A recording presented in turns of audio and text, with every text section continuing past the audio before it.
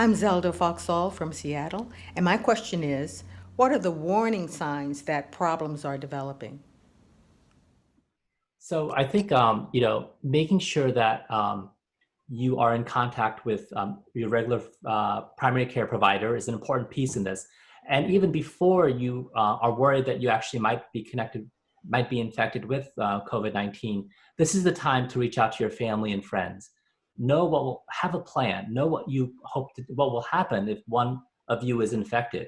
Have a plan in terms of who's going to check in on you, making sure that, especially for family members that don't live with anyone, having some way of regularly contacting them is going to be important. And as you know, as Dr. Sadak said, sometimes that may not be a video call, but it might just be a simple phone call.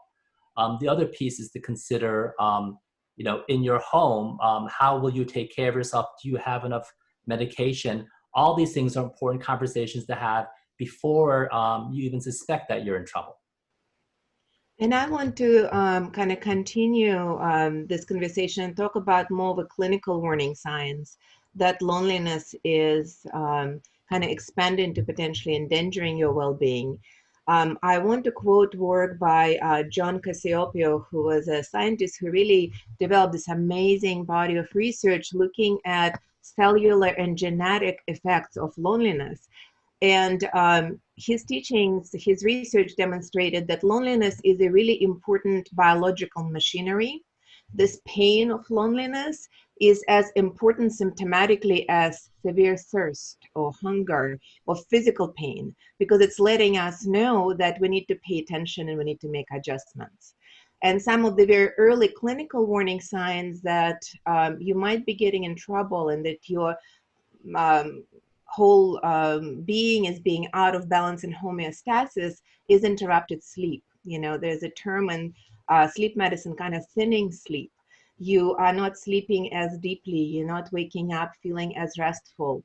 And then sequelae of sleep, we now say that the best vitamin for building your immune system is sleep, and that we need to do whatever we can to protect and guard our sleep.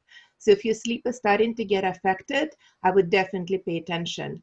And again, then we start this whole chain of events. We're looking at what is your routine like. Now, if you're at home, if you don't have regular activities outside of home, are you still trying to wake up at the same time? Are you going to bed at the same time? Are you eating regular meals at the same time? Are you engaged in physical activity?